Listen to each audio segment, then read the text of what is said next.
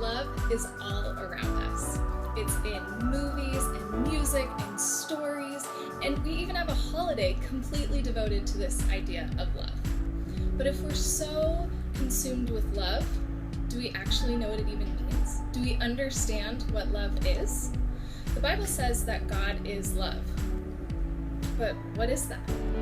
Personally, I didn't understand love for the longest time. And if I'm being honest, I still don't get it. This idea that love is this romantic notion is something that I didn't understand. And I am the furthest thing from a love expert that you can possibly find. But before we can understand what the Bible means when it says that God is love, I think we first need to understand what love is.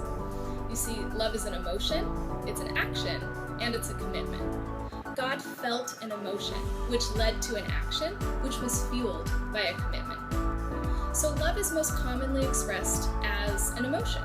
It's that feeling of being Twitter-pated. It's those butterflies in your stomach. It's that desire to be with that one person all the time.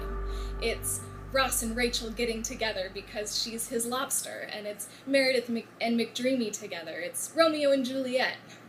But what if love is more than just romance?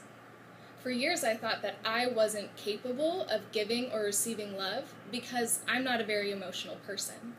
I grew up thinking that emotions were bad, and if you were emotional, then you were weak, and I didn't want to be weak. I was going to be strong, which meant that I couldn't feel. But God shows us that emotions are good. We have emotions because God is emotional. He's both emotional and perfect. How incredible is that? The next time you're reading through the Bible, I encourage you to stop and think, how did God feel in this story? When people were oppressed, he felt pity. When people were being hurt, he felt sad. When people would pervert the truth, he felt angry. And God feels strong emotions toward you. Now, he's not angry at you. He's not disappointed with you. He's not looking for a reason to put you in a timeout corner. He feels overwhelming, all-encompassing, unconditional love toward you. And Jesus loved another family in the Bible, and you might have heard of them before. It's Mary, Martha, and their brother Lazarus. Now, Jesus got word one day. He was teaching and with his disciples, and somebody came up and told him that Lazarus was sick. And then the Bible has two verses that seem a little bit contradictory. It says that Jesus loved Lazarus, so he stayed where he was for 2 more days. Now, that seems a little weird, right? Like, if you hear that your friend is sick, you're like, oh my gosh, let me go get some chicken soup, go take care of them, make sure that they're okay. But Jesus stayed where he was, and during that time, Lazarus died. And so at this point in time, the story seems pretty bleak, but it's not over. So after those 2 days, Jesus and his disciples, they went and they come up on a funeral scene. People had come from all over to mourn the death of Lazarus because this family was so well loved in the community. And Mary and Martha were like, Jesus, if only you had been here, maybe our brother wouldn't have died. And Jesus himself wept. But that's not the end of the story. Because love never stays as just an emotion, it requires action. So Jesus, in a grand display of God's love and power, raised Lazarus from the dead. If love is without action, can it really be love? I don't think so. In 2012, Bob Goff wrote the best-selling book called Love Does, and it encourages the reader to go out and love the people around them because God radically loves us. Because you see, love is an action, love is a verb, and love does. This is seen in John 3:16, which is probably the most commonly known verse in the entire Bible. It says, "For God so loved the world that he gave." He didn't think about it. He didn't wish that it could happen. He didn't intend to do something about it. But his love for a broken and hurting world that was separated from him drove him to action. He wasn't content to just sit on the sidelines, but he was compelled to act. And this is seen all the way back in the book of Genesis. In chapters 1 and 2, we see how God created the world, and it's this beautiful expression of creativity. He creates the sun and the moon and the stars and the ocean and the plants and the animals. And then he says, let's make man in our own image. And he creates Adam and Eve, and it's very good. And God walks with them in the garden, and they're in paradise together, and it is perfection.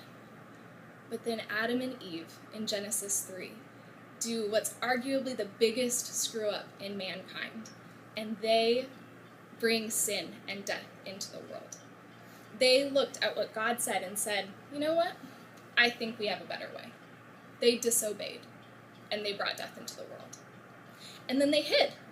And so God, when he was walking in the garden, as he was used to doing, he couldn't find Adam and Eve.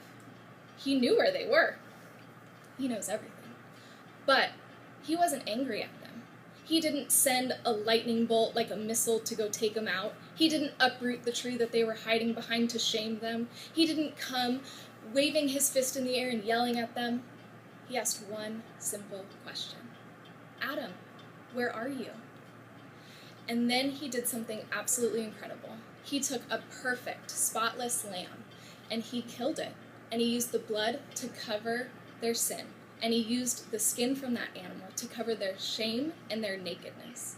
Because God loved them. In spite of their sin, he shows us that unconditional love goes beyond talk and beyond emotions and into movement. Love without action is noisy, it's flashy, and it's empty. But love is more than just an emotion, and it's more than an action. It's also a commitment. Now, this is really hard for me. You know, I'm a fickle person.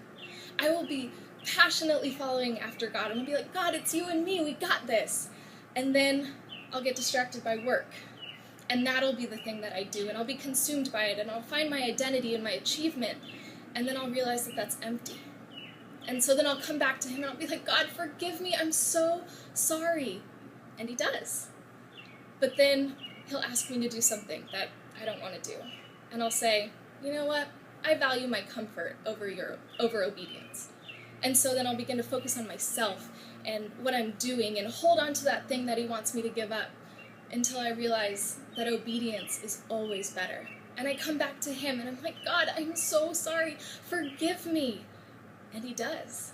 And no matter how many times I do that, no matter how many times I stray, he is still faithful.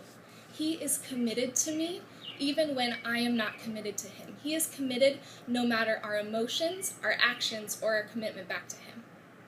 Now that is incredible.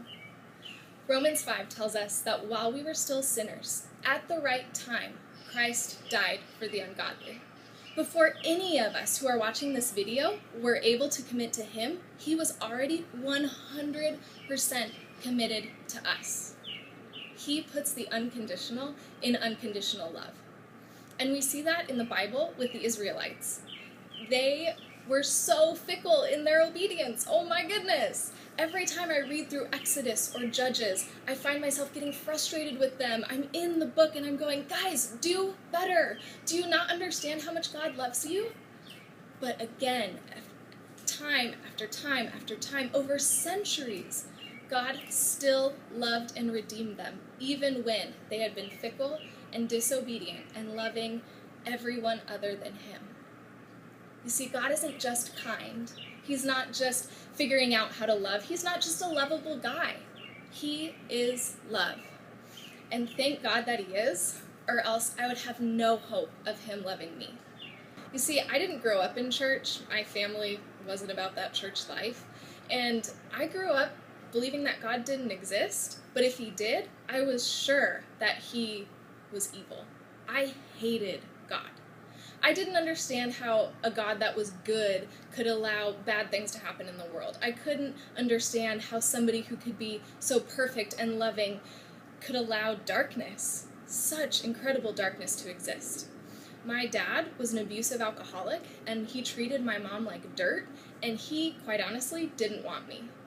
I remember when I was 7 years old, and I prayed, God, I don't think that you exist, but if you do, get that man out of my house. And nothing changed.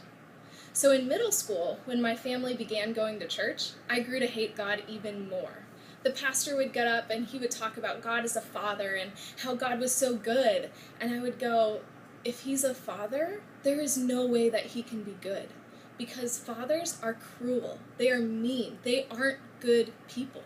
So there's no way that I can love a God who's a father. And still, even though my heart was so hard, even though I was so filled with hate, God pursued me. I didn't think that I was worth anything. I didn't think that I was worth loving. I didn't think that I was worth living. And God thought that I was to die for. He passionately pursued me when I actively fought against him. Our God is so good and so loving. He feels perfect, unconditional love to you. Because love is an emotion, love is an action, and love is a commitment. And God felt an emotion which led to an incredible action, which was fueled by an unwavering, unending commitment. John 1 tells us that in the beginning was the Word, and the Word was with God, and the Word was God. And that Word became flesh and dwelt among us. Jesus was God here on earth. So if you want to know what love looks like, just look to Jesus. 1 Corinthians 13 is probably the most widely read verses at any wedding. It's been read so many times we probably can't even count. But it says, love is patient and kind. Love does not envy or boast. Love is not arrogant or rude. It does not insist on its own way. It is not irritable or resentful. It does not rejoice in wrongdoing, but rejoices with the truth. Love bears all things, believes all things, hopes all things, endures all things.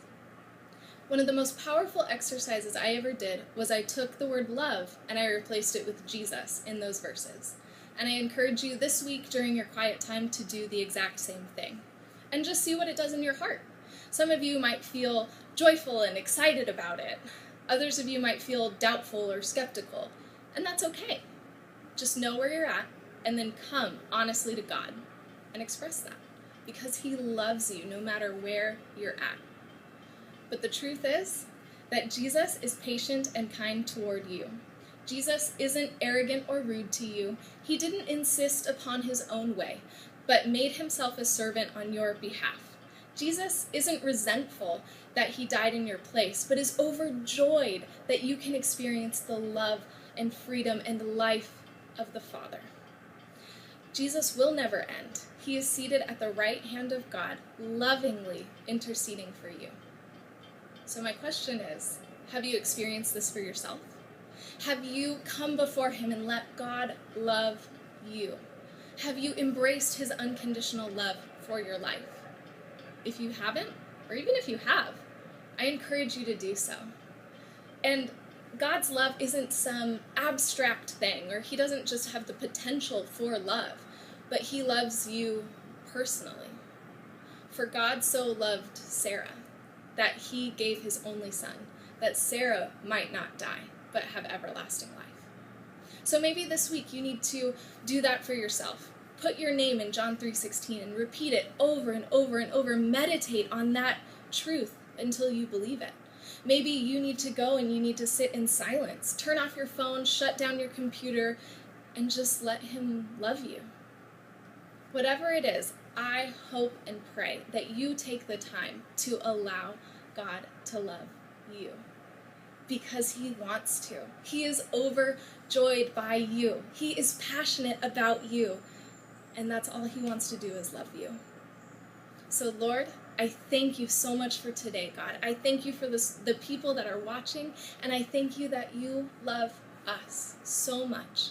God, that you didn't choose selfishness, but you chose selflessness. That you chose to let your emotion become an action, which was fueled by your commitment to love us. God, help us experience that this week as we go about our day. God, show those things in our hearts that are barriers for letting you love us. And God, thank you for your unconditional, perfect, unwavering, unrelenting love. We love you, Lord. Amen.